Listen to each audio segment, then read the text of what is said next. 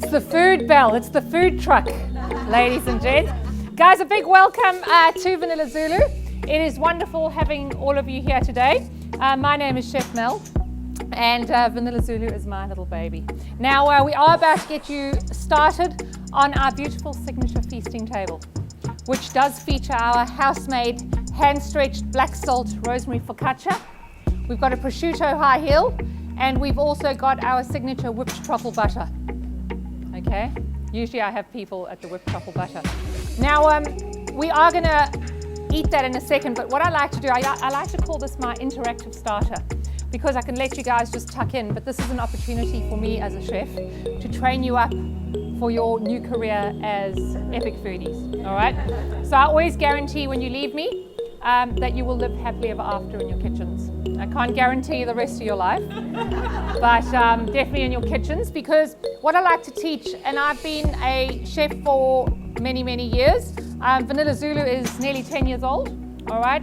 And we have perfected this feasting table over those years. What I like to show you is how to plate. So often when we spend time in the kitchen, we generally cook something beautiful, we put it down, and everyone just tucks in. There's no opportunity for a round of applause or Instagram photos or something like that. And these are missed opportunities. So these are things that I want for you guys into your future. So the next time you cook a meal, I just want to warn you that people are probably going to give you an applause, all right? And they are also probably going to want the recipe, ask you how you did it, those kind of things. Has anyone ever asked you for a recipe before? All right, has anyone had a round of applause before? No. Yeah, there we go, that's the spirit. So guys, if someone's asked you for the recipe, that was them being jealous of you and wanting to be more like you. So you remember that, that feeling, and you're going to have that quite a lot more. So with your clean hands is you're going to get some lovely rocket, which should be fresh. And when we twirl rocket, in the palm, now this is no violence, so don't be angry, all right? So nice, just a nice twirl, and that will actually interlock the leaves and make your rocket stand higher and sexier on the plate, okay? So flat rocket is not trending at the moment. We're all about the high rocket, okay? And it's just like building a fire. If anything falls off, I just put it back onto the top there. So here with the balsamic glaze, just a nice delicate swirl, all right? And we're gonna dress with some lemon olive oil. Now when you're handling this guy, it's got a huge spout.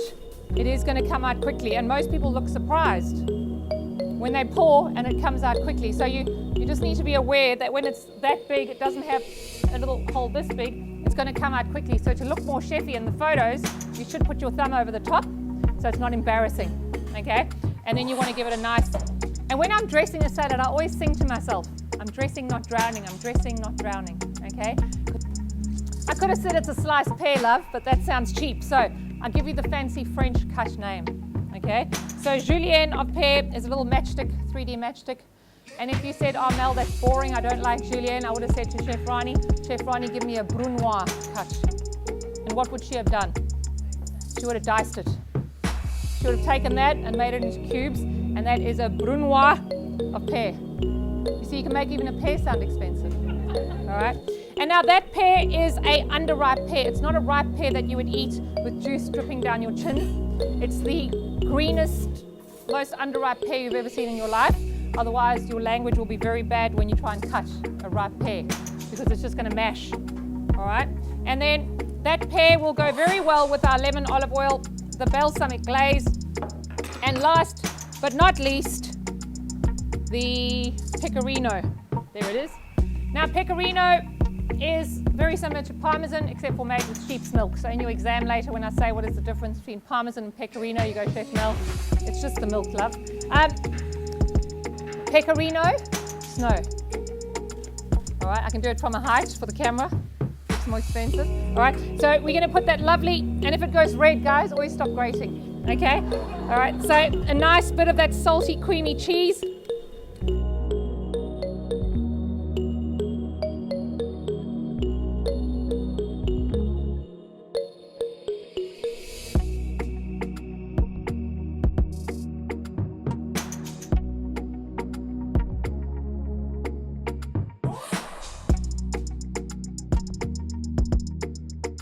This here is about half a cup of sugar and a quarter cup of water. And what I'm doing is I'm boiling it square word hot. So don't put it on the lowest heat and ruin the rest of your natural life. You just want to get that into a nice sugar syrup. So you can come and have a look. If you want, just don't stick your finger in. That's all I ask. Sugar gets square word hot, guys. Very hot. So the nice thing about knowing how to spin sugar is it's really cheap. Cheap and easy, my two favorite things. Okay? Have a look, guys. Here, like I said, the mass production, I'm just going to put some sugar over there. When it's cold, I'm going to bash that up and we're going to put little toffee shards. Don't use beer bottles. Tempting, I know. So toffee shards, and then this one here, you can see I've taken my 2 forks, and at first you're going to say, oh, poor Chef Mel, that's embarrassing, nothing's happening, okay? Because at the moment, nothing's happening. All right, everyone's going, oh, poor Chef Mel, that's embarrassing. And then all of a sudden, you'll see the threading. All right, so don't do any T-Rexing. Okay, that's not cool. You got to really, and this fan is actually helping me. This is spinning sugar, guys. Look at that. And you see all that work for just, and then I'm going to reload. And then I'm going to work that sugar again. And of course, I can put some chocolate into that.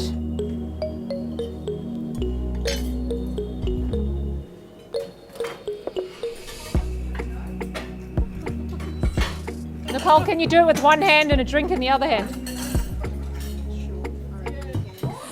So now we'll just have a matching chocolate toffee. And that landing on your skin would be quite painful indeed, guys. So be very careful if you're doing this with kids. So chocolate, spun sugar, it's just the same. And that's hot, swear word hot falling off there. You can see how cautious I am. We've all burnt ourselves once, haven't we? Yeah, sugar, toffee burn. And at one stage, the sugar will not be in the mood anymore. It'll be like, nah, I'm done. And that's because it's too cold. And then I just move on. I'm like, okay, no problemo. And don't forget to grease this with canola spray or butter. And then I would just break that intentionally.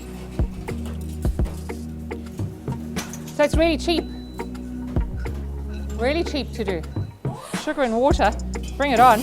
And if I had a chocolate cake and I needed a matching chocolate topper, I could make an expensive looking chocolate topper with just this little tablespoon. I will often call myself MacGyver in the kitchen because I can just make it happen. Now that's going to actually maybe be too fragile because my crisscross here is, you see it now it's not in the mood. It's like, no, I'm cold now. So that's for our dessert. Yeah, it's just toffee. And then I would break that quite violently. And this here, when it's cold. So I'll put that in the freezer until we're ready for it. Otherwise, we're going to lose it. Only stays like that for 5 seconds. Now, when I chop an onion, I always chop that side off. I then chop in half through the root. I usually get emotional when I show you this part because I know you're gonna benefit from this for the rest of your life. So here I take the little jacket off, and now I proceed to take my little knife and cut into the onion all the way through, respecting the shape of the onion. So don't cut through like that, okay? Because I often see people and they'll take an onion like this and they'll chop. It takes them 45 minutes. This is not very chefy, guys, what I'm doing here. All right, you want to do this more efficient chopping where I'm chopping right through. All right, and then you can see that the root keeps the onion together. That's why I do it. Nicole, you're impressed? Yeah. Okay, and then when I'm ready, I can also take the knife through over here. It still stays together. All right, and then when I'm ready, I can cut down into the knife, into onion, nice and small. And again, if it goes red, stop cutting immediately. Okay. So generally, I would just lean on that, crush that skin right off there, and who's got a garlic press? You will be regifting that on eBay, reselling it. You can regift it or sell it. Have you all got one of these at home? All right. It's quick. You better watch. I got a wow from Nicole. Usually I get a round of applause. That's okay. Tough crowd. That's all right. That's all right. Hashtag quickie garlic. Guys, that is the quickest way to do garlic. Look, I'm still smiling. I've used my dirty chopping board. No one got hurt. So there's no oil in my pan as yet. So what we've got is a lovely beef mince. Now we're going to go around the world with our mince because like I said, mince can be sexy. All right. We can do a Spanish style mince. So if I'd wanted a Spanish style mince, I would get Spanish style ingredients. So I would get chorizo gravel. So chorizo sausage put into a food processor, blend it up, is now chorizo gravel. And on the palate, instead of like a slice of chorizo, then with smoked paprika, that would be a beautiful addition to our gorgeous mince here. Okay. Then if I wanted to go Moroccan mince, I would go Moroccan ingredients. So I would get a Moroccan spice mix. And as you saw when you walked in my shop, I make my own Ras Al Hanout. So in your exam, Ras Al Hanout, Moroccan top shelf spice. Okay. It's the fenugreek, cumin, coriander, all of those gorgeous things. I'll give you the list in a minute, but it smells really, really nice. It's also got rose petals and saffron. You saw me turn that down because I just realized the smoke alarm's there. And that guy goes off for a hot cup of coffee. So anyway, so I wanted to do more like a, just with a little bit, because I did tell you about, you know, mince and pimping it up. You could go like with a little bit of bacon or speck in the mince, all right, and get that flavor to really pop out. So what I've got, that is actually a lean beef mince, and you can see there's a few white specks in there. So that's the fat, and I'll be able to render that out. Now, I would never use my expensive truffle olive oil or lemon olive oil to heat it up. Olive oil is like a little princess, okay? It doesn't like to get hot and sweaty or do any work. It will complain. So I would rather drizzle a beautiful extra virgin olive oil over your dish at the end, but for now, I want the cheap workhorse. This guy does not mind getting hot and sweaty, and it'll do the work. I start every cooking journey off with that. I should have a holster. All right? Because now my pan is hot. You can actually just fluff this mince up a little bit before it goes in. All right? What do we hear? A happiness. Okay? Now, if I get in there and stir it, and stir, then I'm nagging. Most people by this stage, they're freaking out. I'm not even making eye contact with my mince because I don't want him to think that I'm nagging him and I don't want to encourage him to cry. What you're going to smell in a moment, you're going to smell, what's that? Yeah, I'm playing hard to get. Look, I'm not even looking. What's happening there is that first layer of mince is browning off, and you are going to manage the sizzle in your pan. If it's too cold, you've got to actually turn up the heat. If it's swear word burning and there's flames coming out, you need to turn it down, all right? So don't say, oh, Chef Mel said don't stir and it's burning. I'll say, yes, but yours is hotter than mine. Now the best thing, because most people, who's freaking out that I haven't stirred it yet? All right. You're worried about lumps, aren't you? Yes. Best mince defluffer in the business is a cheap, crappy whisk. This would never beat cream, but it was pretty. But it's great for mince fluffing. Okay? Now you see that's a bit quiet, and then I'll start defluffing the mince. You do not want lumps. If you've got lumps in your mince, people will think you don't care. Now no one's asked me why the onions haven't gone in yet. The onions will go in second. I promise the onions will go soft. I want to render the fat out of my mince, and that is what I will use to cook the onions. Otherwise you've got oily mince. And then people talk about your oily mince, okay? And it was unnecessary. So I'm still managing the heat. I will back off the minute this guy tells me that I'm nagging too much. And always, I keep some of the pan empty so I can manage the heat. I do this with my stir fries. If you are pouring grey liquid down your drain, you are pouring the hope of your dish down the drain as well. There goes the flavor. There goes the moisture. This is why people are not coming back to your mince parties. Okay? No, I'm kidding. Anyway, so at the moment this mince has got nothing on it. Okay, this is a very slow pan here. So what I could also do is I could add some bacon if you wanted, and that'll also just fry up. Can you hear there? So I'm communicating with my pan at all times. I'm managing the heat in the pan. Once I've rendered that fat out of the bacon, I might then add my onion and my garlic. I call it afterthought onion. It's when I want to put it in. And you can see here that some of the mince is raw and I'm not freaking out, I will eventually get it all nice and cooked and brown. All right, I can stir here because the guy's talking to me, he's saying, Mel, I'm still nice and hot. All right, and that is why I'm confidently stirring, and I don't want lumps. I don't want you guys to leave here and say, oh, Mel had lumpy mince. All right, it would break my heart. Now, what I do need to add there, because I've only got the mince, I've got a bit of bacon. I'm going to add my onion and garlic, but then I'm going to add my culinary spray tan. This here, I'm going to put a nice bit of spice on there, and that's going to give my beef like a bronzer. Okay, so it's like a culinary bronzer. Just because I want to get this away. Oprah, yeah, come on. So guys, come and look here. There's almost no oil in here, but I planned the whole thing. I don't like oily mince. I like my kilojoules in my dessert where they belong. Thank you, Kimmy. So I don't want oily mince, but I'm still getting flavor in here. All right, I'm still getting flavor.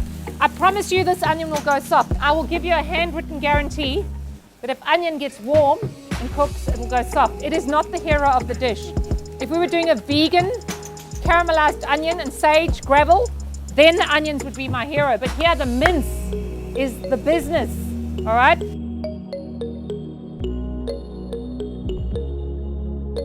You know, a lot of people, you know, they'll use my inductions here and they'll go, wow, my cooktop at home is so crappy. The thing about having a crappy cooktop and a thin base pan is you're at a disadvantage. You want a nice fat bottom pan that retains the heat. This guy now has got quite a lot of heat in him, so I might even push minus. And guys, if you're burning it, my advice to you is give it a chefy shake, because that will just put the food on the bottom and move it and stop it from burning, and you won't necessarily give the pan too much cold food. All right, and here I'm going to violently attack those mince lumps. Yeah, you could use it now. That's when I would use it. Yeah, but look at the lovely minces. I'm actually drooling. I'm battling to talk. All right, the mince is nice and it's moisturized. It looks moist. Okay, it looks great. Here on the bottom of the pan, I could add some chickpeas or some tomato and deglaze the pan. That's the big word, getting the stuff off the bottom. You can see I've turned the heat down because I didn't want to burn it. Because burnt food is not trending at the moment. Sometimes we can get away with it, like burnt sugar, burnt figs. Burnt mince is not trending. All right.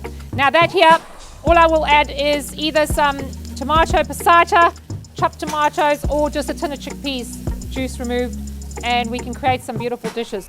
Look at my mince. I have not seasoned it though. We've got to add seasoning. Seasoning shows you care. Now the bacon will have some salt. The spice will have some salt. But what I like to put in there is like a stock cube. Hold on. Now, I find, you know that stock that they sell you with the water in it? I'm a cheapskate. I would never buy one of those because I know that they sit there at the production line and the one guy sits there with just some water and he puts it in the 1 liter thing. And then the other guy stands there with a tablespoon or a teaspoon of dried stock and puts it in there. That's all you're buying, in my opinion, until they start sponsoring me. Then I'll change my tune. But for now, all I do is I take either dry stock or a stock cube. This is a mushroom stock cube. Where did I just put the thing? And I just use it as a seasoning, and that'll actually melt and dissolve in there. We're now about to have a mince off, guys. How do we feel? Yeah, ready? That's the spirit. Bring it on, guys. Now you can go around the world with your mince. We've got beautiful smoked paprika. If you'd like to do a Spanish style, you could do a curry and do like an Indian style. If you all want to go the Moroccan one, then we can add the dates and pistachios on the top.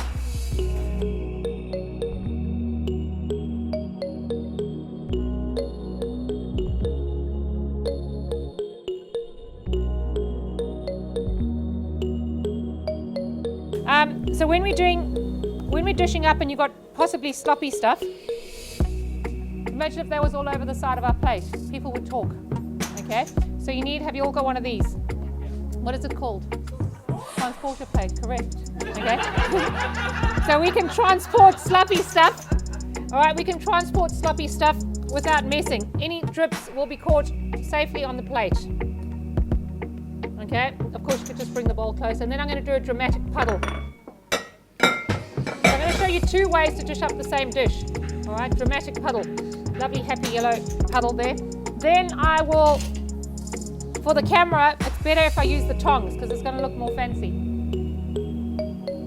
Okay, now we start building our dish. Okay, I know it's just mince and veggies, but we have put particular love. I need a bigger tongs, but that's all right. We put some love into this dish. Now, our mince, which is going to travel. All right.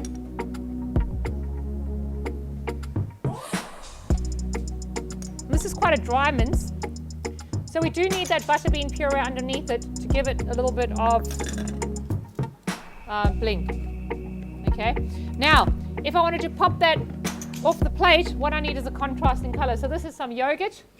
So we don't Mediterranean or Middle Eastern. We'll go some yogurt, and I've just thinned it down with a bit of water. So we got that dramatic little circle there. And also, remember I said about the crunch. So we've got these sweet potato fries. I will show you. That's a little toupee. Thank you. Finally, some recognition. Okay.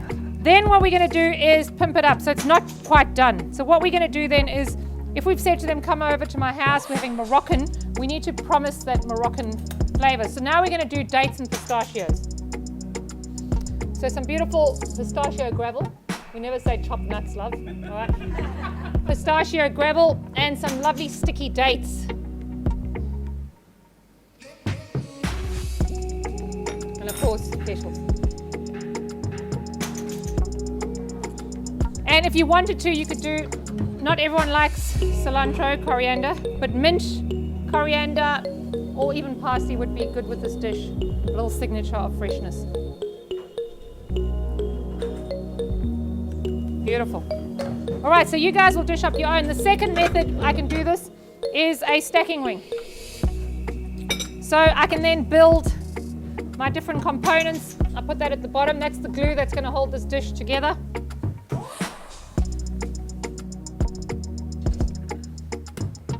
I'm going to get my mince. You see, I'm just checking this will fit in, otherwise that'll be embarrassing.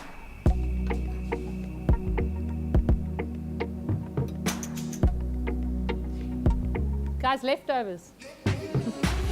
Leftovers can be disguised in stacking wings, on puddles. You should see what I do on Boxing Day after Christmas. All right. Then they get all sorts of ham or turkey stacks. And they go, oh, Mel, you worked so hard, and meanwhile I've been in the pool all morning. So you can rehash or upcycle leftovers from the fridge quite successfully. All right. I'm just going to add a little bit more of that just to bring it together. Because remember, I want some glue to hold this together. These I got cut down for me. All right. And then I just took the little burrs off with sandpaper. Then I got even cheaper, and I was looking at the dishwashing liquid bottle next to my sink, quite funny, and I realized that when it was empty, if I cut that down, it's great. And if you have a peanut butter jar at home, once it's empty, take the lid off, cut through that thick neck of the peanut butter jar with scissors, cut the top off and the base off, and you'll have a nice thick plastic that you can put through the dishwasher and use as your stacking ring. That one there I paid $18 for when I was young and foolish. Regret that now. Now we're going to create some interest. Whatever you want, it's your stack. So you're all going to do your own stack. And now don't just lift that, that's going to be embarrassing. Okay, you need to smash this down, and that's often why I put chickpeas in the mince, because that'll help smash everything, hold it down. But here we got that butterbean puree that is going to work like the glue that holds our little relationship together. And then we lift. Now we always create a bit of interest, and I was going to show you how we made these. You can do it with ribbons. Again, my dramatic swirl. It looks much more expensive. And we'll do the petals and the bling and everything, guys. And that's how you pimp up mince. Yeah? Yeah! Woo! You're all going to know how to pimp up these basic things. And like I said, your mince could have been a dramatic Wagyu mince or something like that. So you can just tell them what they want to hear.